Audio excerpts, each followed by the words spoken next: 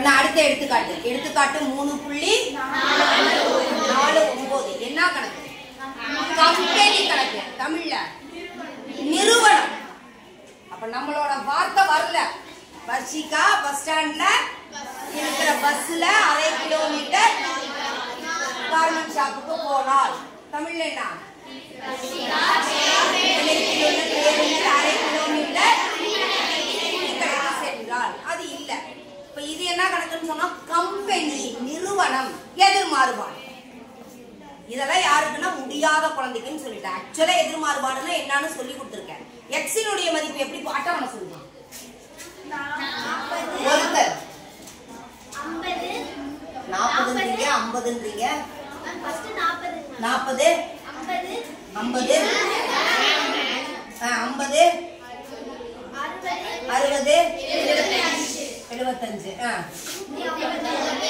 ஒருத்தர்மா 150 120 100 80. எக்ஸினுடைய மதிப்பு என்ன ஆகுது? ஒய்யோட மதிப்பு என்ன ஆகுது? எக்ஸோட வேல்யூ இன்க்ரீஸ் ஆகுது, ஒய்யோட வேல்யூ டிக்ரீஸ் ஆகுது. அப்ப என்ன வேரியேஷன்? இன்டைரக்ட் வேரியேஷன், எதிர் மாறுபாடு. ஒன்னு ஏறுது ஒன்னு இறங்குது. இதுவும் புரிதல் தான். ஆனா நமக்கு கொஞ்சம் ஈஸியா இருக்கணும்ன்றதுக்காக நிறுவனம் வந்தாலே என்ன மாறுபாடு?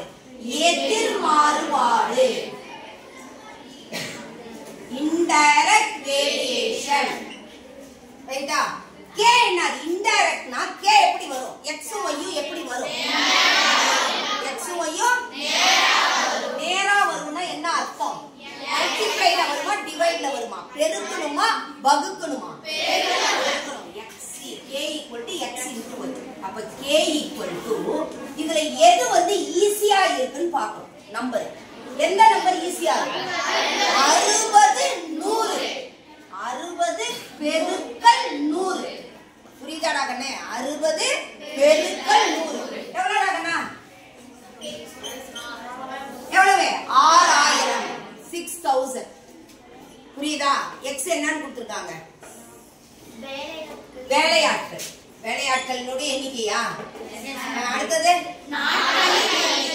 நாட்கள். முதல்ல அதை கரெக்டா எழுதிக்கிறேன். கே தெரிஞ்சிருச்சு. அடுத்தது y equal to k. இது இன்டூல இருக்குது. இந்த x என்னது? இன்டூ. இங்க இன்டூன்னு போடக்கூடாது. ஏன்?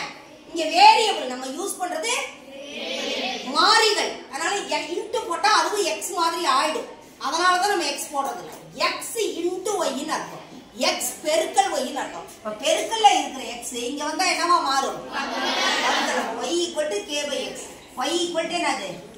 6000 by x. 6000 by x. Miss புள்ளிகள் எங்க மிஸ்? புள்ளிகள் நீங்க எழுதிடுறீங்க. அதனால அதை பத்தி நான் சொல்லல. புள்ளிகள் அதுலயே இருக்குது. 40 150 50 120. புரிஞ்சுதா புரியலையா? புள்ளிகள் இருக்கு. புள்ளிகள் குறிச்சிருப்பீங்க தானே? குறிப்பீங்களா மாட்டீங்களா? இப்ப 6000 by x 3 கேள்வி கேட்டிருக்காங்க. ஃபர்ஸ்ட் என்ன மாறுபாடு அப்படின்னு கேட்டிருக்காங்க. என்ன மாறுபாடு இது? எதிர் மாறுபாடு. ரெண்டாவது என்ன கேட்டிருக்காங்க?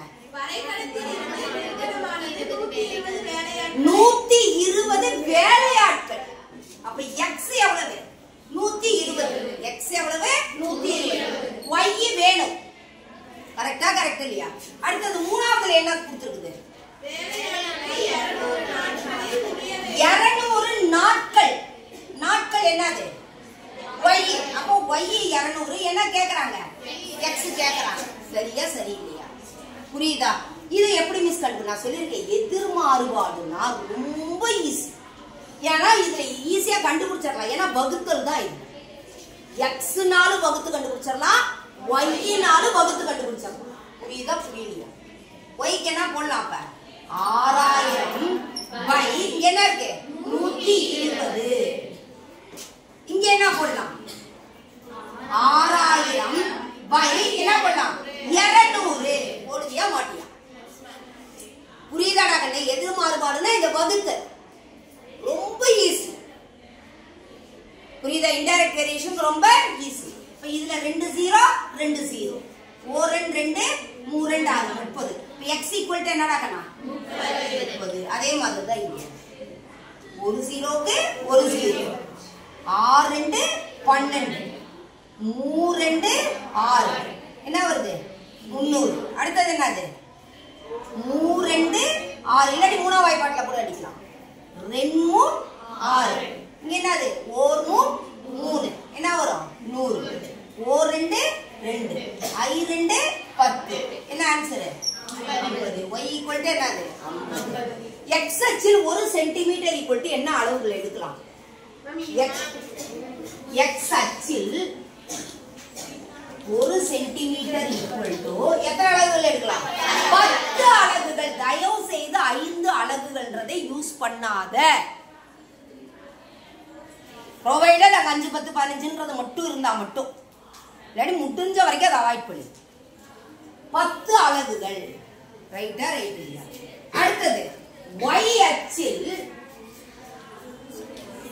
1 சென்டிமீட்டர் ஈக்குவல் டு எத்தனை அலகுகள் யூஸ் பண்ணலாம் என்ன கண்ணா 20 அலகுகள் வெரி குட் கண்ணா அழகா சொன்னீங்க யார் சொன்னீங்க 20 அலகுகள் புரியுதா இப்ப இங்க 20ன்னு வந்தா இடையில வர்றது என்னது 10 புரிஞ்சுதா புரியலையா இங்க 10 20ன்னு வந்தா இந்த இடையில வர்றது என்னது இங்க 5 புரியுதுங்களா 15 25 அப்படி வரும் ரைட்டுங்களா புரிஞ்சுதா புரியலையா செஞ்சிருவீங்களா அந்த கணக்கை எல்லாரும் ஈஸியா அதனால இந்த கணக்கு எல்லாரும் கஷ்டம் விடுறீங்க விடாதீங்க இந்த ரெண்டாவது எடுத்துக்காட்டு இந்த மூணாவது எடுத்துக்காட்டையும் நல்ல விதமா செய்யுங்க சரியா வெரி குட் தேங்க்யூ